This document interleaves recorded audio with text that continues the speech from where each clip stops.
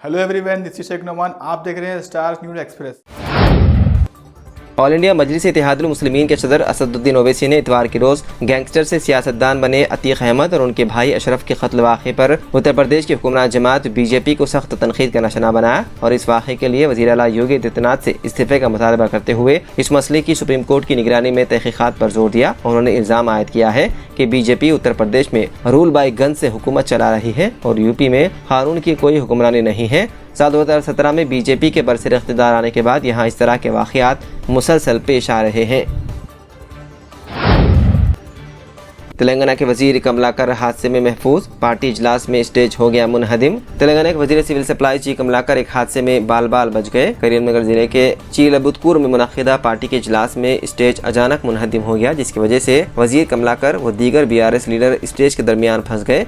इस हादसे में वजीर कमलाकर मामूली जख्मी हो गए। इस हादसे में करीमनगर ZPDC के एक रुकन का भी पैर टूट गया, जिन्हें अस्पताल ले जाया गया। बताया जाता है कि यह हादसा उस वक्त पेश आया जब स्टेज पर हद से ज्यादा अफराद मौजूद थे।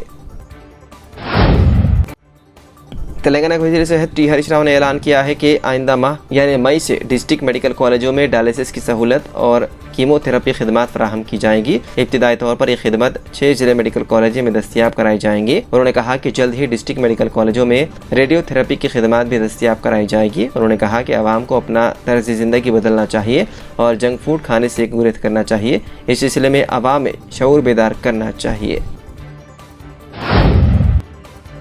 तेलंगाना के निजामाबाद सरकारी हॉस्पिटल में चलने फिरने से कासिर मरीज को उसके रिश्तेदारों ने स्ट्रेचर ना मिलने की वजह से घसीट कर लिफ्ट तक पहुंचाया और डॉक्टर के पास ले गए। ये वाक़या 31 मार्च को पेश आया था, जो कि ताख़ीर से मंजर पर आया। बताया जाता है कि इस अस्पताल में जहां रोजाना सैकड़ों मरीजों का OP के शोबे में इलाज किया जाता है, ताहम इमरजेंसी में सिर्फ 15 स्ट्रेचर्स हैं। इसी दौरान हॉस्पिटल सुपरिटेंडेंट प्रतिमा राज ने इस वाक़े पर रद्द-ए-अमल जाहिर किया। उन्होंने उन इल्ज़ामात की सख्ती से तरदीद की। सुपरिटेंडेंट ने बताया है कि मरीज को 31 मार्च को हॉस्पिटल लाया गया था। उसके रिश्तेदारों ने मरीज की टांगों पकड़कर उसको खींचा और लिफ्ट तक ले गए। उन्होंने वाज़ेह किया है कि अमले ने ये मंजर देखा और मरीज को व्हीलचेयर पर ले जाया गया। कर्नाटक के साबिक वज़ीर आला जगदीश शेट्टर ने कर्नाटक असेंबली इंतखाबात के लिए टिकट नहीं मिलने पर नाराज होकर इतवार को बीजेपी से दे दिया इस्तीफा। उन्होंने पार्टी में अपने ताउन और रियासत में उनकी जानिब से संभाले गए इंतहाई अहम ओहदों को याद किया। उन्होंने कहा कि जिस तरह से मुझे जलील किया गया है उससे मुझे काफ़ी तकलीफ पहुँची है, इसलिए मैंने बीजेपी से इस्तीफा दे दिया है। बताया गया है कि साबिक वज़ीर आला जगदीश शेट्टर जल्द ही कांग्रेस में शमूलियत इख्तियार कर सकते हैं।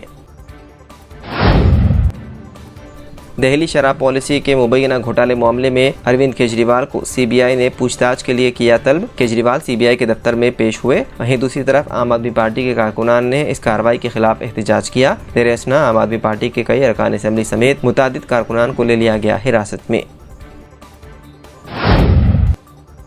कांग्रेस लीडर राहुल गांधी ने आज कर्नाटक के कोल्लार में एक इंतखाबी रैली से किया खिताब। इस दौरान उन्होंने एक बार फिर अडानी मामले को लेकर मोदी हुकूमत को घेरा। उन्होंने कहा कि मैंने पार्लियामेंट में पूछा था कि अडानी की एक शेल कंपनी है, उसमें 20,000 करोड़ रुपए किसके हैं। जब तक उसका मुझे जवाब नहीं मिलता मैं नहीं रुकूंगा। मुझे नाअहल करार दे दो, मुझे जेल में डाल दो, जो कुछ भी करना है कर लो, मुझे कोई फर्क नहीं पड़ता।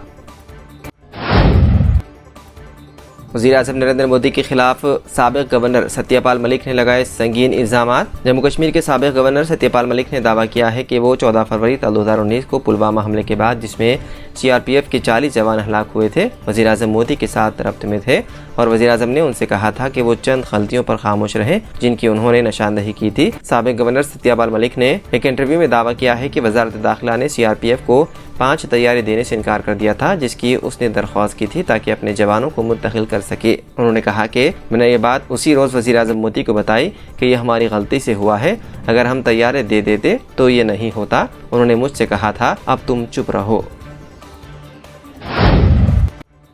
दुबई में पेश आए एक भयानक आतिशबाजी के वाक़े में 16 अफराद जिंदा जलकर हो गए हलाक। मुकामी मीडिया के मुताबिक दुबई के ज़िले देरा में एक रहायशी इमारत में ज़बरदस्त आग लगने से 4 हिंदुस्तानियों समेत कम से कम 16 अफराद हलाक हो गए हैं, जबकि 9 दीगर हो गए ज़ख्मी। पाकिस्तान के वफाकी वज़ीर बराए मजहबी उमूर और बैनुल मज़ाहिब हम आहंगी मौलाना मुफ्ती अब्दुल शकूर वफाकी दारुल हुकूमत इस्लामाबाद में एक सड़क हादसे में हो गए हलाक। वफाकी वज़ीर मजहबी उमूर मुफ्ती अब्दुल शकूर की नमाज जनाजा इतवार के रोज़ दिन 2 बजे ताजबी खैर लकी मरवत में अदा की गई। इब्तदाई इत्तलात के मुताबिक मुफ्ती अब्दुल शकूर हफ्ते की शब मेरठ होटल से शाहिरा दस्तूर पर सेक्रेटेरिएट चौक की तरफ जा रहे थे कि इस दौरान एक तेज रफ्तार गाड़ी ने मुफ्ती अब्दुल शकूर की गाड़ी को टक्कर दे दी, जिसके नतीजे में उनकी हो गई मौत।